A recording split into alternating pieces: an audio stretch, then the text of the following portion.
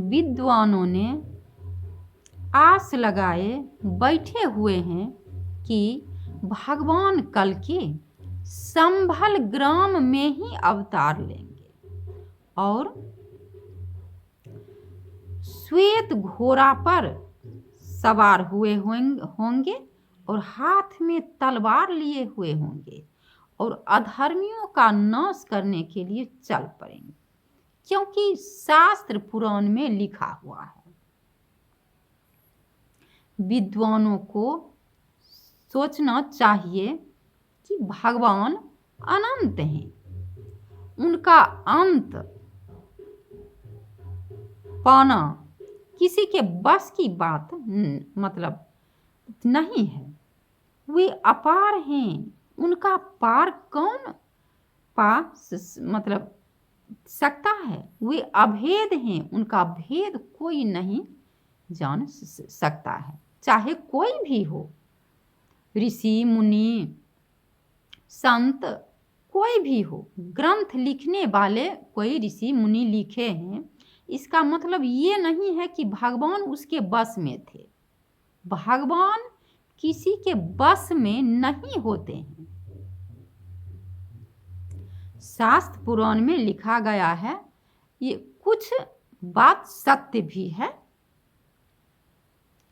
और जैसे लिखा गया है कि श्वेत घोड़ा पर सवार होंगे और तलवार लिए हुए होंगे, ये बात सत्य है।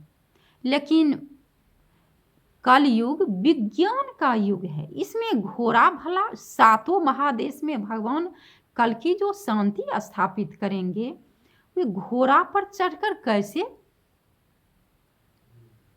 ये विज्ञान का युग है, इसमें जहाज होता है, आकाश में उड़ता है। और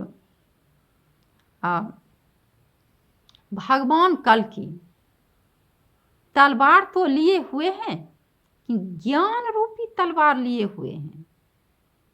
वे जहाज पर बैठे हुए हैं और ज्ञान रूपी तलवार लिए हुए हैं और सातों महादेश में शांति के संदेश का प्रचार प्रसार कर रहे हैं। आज से नहीं, बहुत दिन से कर रहे हैं। तो मनुष्य को, हर देश के राजाओं को भी सोचना चाहिए कि आखिर प्रचार प्रसार इतना डटकर क्यों हो रहा है।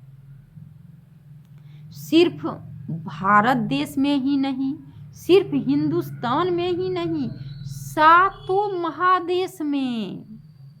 ये भी तो आश्चर्य की बात है, इस पर ध्यान देने योग्य बात है।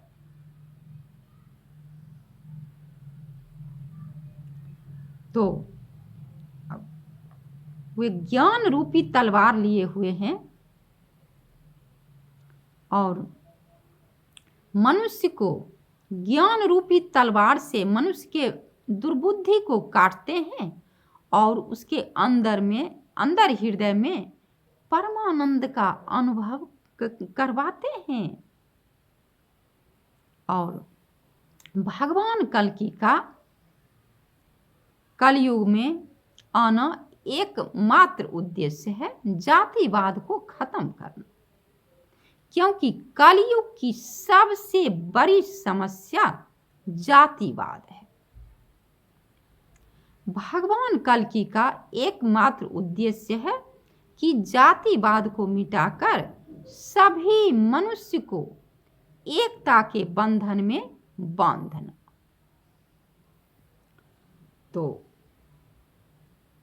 यही करते हैं और ज्ञान के द्वारा भगवान कल्कि मिलते हैं, अपने भक्तों से मिलते हैं, ज्ञान के द्वारा मिल रहे हैं।